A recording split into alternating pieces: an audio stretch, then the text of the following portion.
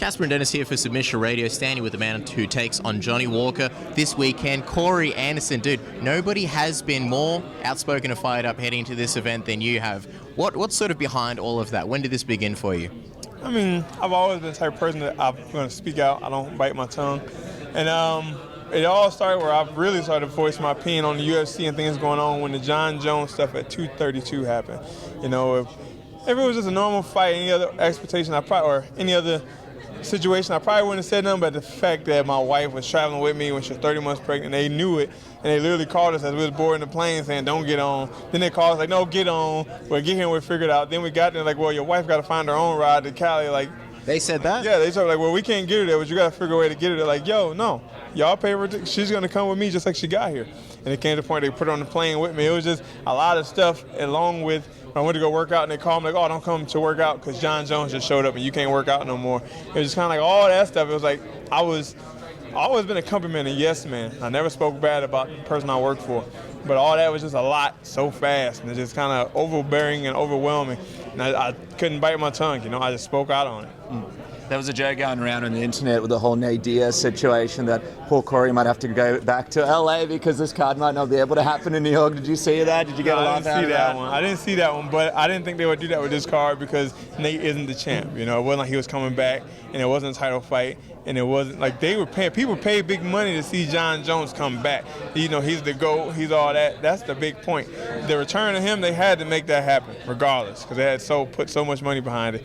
Yeah, they put some in this event, but I feel like if Nate can have you got like Leon Edwards and all these other guys, because it's not like neither of these guys were the champ, so it's okay.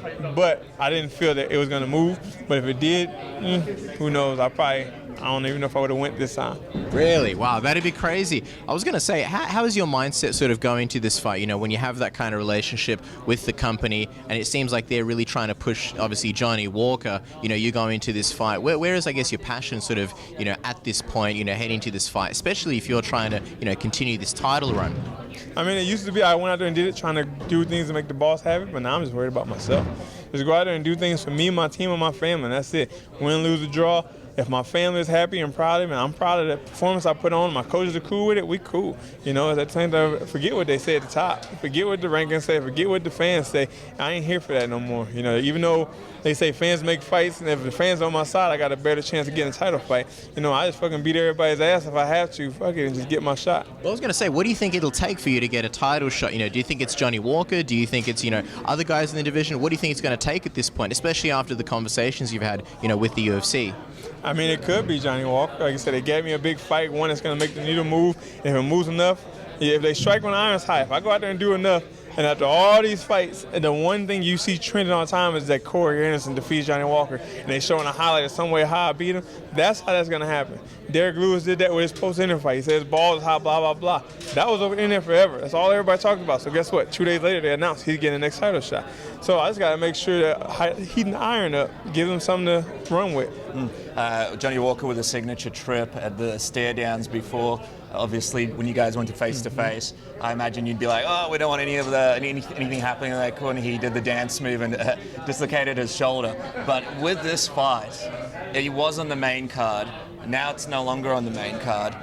Does that affect you in any way? Does that sort of disappoint you in any way? No, I mean, if anybody got it bad, you got to look at my teammate Caitlin Chukagian. She's the #1 ranked fighter in 125. Why didn't she get in a title fight? Why are they making her fight again to get a shot? She didn't beat all the top people. She beat the girl, or technically she lost to Jessica, but I think she won that fight. But it's like she should be next, right? And they got her on the Fight Pass prelims, the #1, #4. So you got to think about that. If they that low, they don't really give a fuck who you are. Like I said before, we're just a number. You know, we're human cockfights. Unless you Connor or John Jones or somebody they can count on to bring them money, it really doesn't matter where you are because you don't get paid anymore. I could be fighting in the alley on a digital TV with 3 channels, and that's only 4 people can see it. I'm still getting paid the same. Nothing happened. As long as I get the same benefit out of it, I'm okay with it. We saw that you were sort of looking at retiring younger, but then you figured out your finances and sort of set the date of 31. Around 31, you'd retire because you'd have enough money, and then you could sort of move on to the next thing in your career, something you're more passionate about, which is, I believe, coaching wrestling, and you've also got a business degree. How serious were you about that initial retirement? And how are you feeling right now, sort of? Do you still feel like if you had enough money right now, you wouldn't be fighting anymore? Oh, I have enough money now. I could walk away right now and be completely fine. I haven't touched one fight check. You know, with a business degree, you learn things. This money ain't gonna be there forever. So I got a small bank account back home in a town with like 2,000 people, and the money goes directly there. I don't see it. But the point of me retiring, to set the date to 31, was never the financial. You know, at 31, it feels a good age to start my family and go on and still have time to be a great wrestling coach and start my own legacy as a coach. And then this previous year with all the stuff going on, and came to the point where I was ready to retire, it was just, is it worth going through all the headache anymore, jumping through hoops, not getting respect? And then, like my wife said, I was ready to walk away. Like, it was pretty much said and done. Like, either they could release me or I'm going to retire, one of the two. It was all said and done, and my wife said, like, before you make that final call, that final decision, can you walk away and never look back and say, what if you stayed there, you could have been the best? Like, can you walk away and be okay with the fact that you never proved to yourself that you could have got there, or the fact that you fell short trying to get there? And I was thinking on that, I couldn't walk away and say I was that close, and I just walked away because I let some people get to me. And, you know, and that's when I came back with the fire, and I was ready to return back to the cage. So there's no way that after this weekend we could potentially see you walk away, right? You'll be continuing? No, I'm still here. Win, lose, or draw. There's still a lot more funk in the trunk. Funk in the trunk. I love it. What do you think of Johnny Walker's skill set? You know, the guy that you're facing this weekend. What do you think of the hype surrounding him? Do you think it's too much too soon? I mean, I think it's too much too soon, but it is hype worthy. You gotta put it. You see his fights. If you in a bar, you don't know anything about fighting, and you look up and you see this guy doing the fancy shit, he knocks somebody out, it's like, oh, holy shit. You know, that's most casuals. Casuals jump in off of something they seen. They weren't true followers of mixed martial arts. They didn't grow in the sport and realize what martial arts is they saw something, an antic that Conor McGregor or John Jones, somebody did, and they pulled them in. And those are names you ask. Name me 10 fighters. And they can say Conor McGregor, John Jones. It's like, they don't know the rest. They only know the ones that people are talking about. You know, and that's the fans out there. That's what is paying the UFC bills. That's what the UFC want. That's why they're putting so much hype behind him. Everything about him so far, his pizzazz, his antics, his worm, his backflips, all that is what gets attention. Like they put on there the other day, he's lightning in the bottle right now. And that's what they want. Obviously, it's a fascinating fight and people can't wait to see it. But if things go your way, you come out unscathed, would you be ready for a quick turnaround against Jon Jones? He's still hunting for an opponent for next year. Would you be willing to fight him, say, January or February, whenever he's looking for his next fight? I could possibly do that, you know. I got some trips planned out with family trips and stuff. But if it's time to come back and get a full training camp still, yes, 100%. I was going to say, how much of this potential title shot do you think, and you getting it, depends on Jon Jones? Because it seems like at this point he's kind of searching more for super fights, and he doesn't seem too, I guess, interested in facing some of the top contenders in the division. Ooh, excuse me. I think right now with the beef, I ain't gonna say beef, but bad blood me and John has gotten from the face-to-face contact when he came to New Jersey and we had an altercation, and the 232 me voice, and then we was going back and forth on Twitter. I feel with my name, especially, he has a big say in that. You know, if I go out there and I do well in this fight, and he actually mentioned my name, that's when they can make it happen.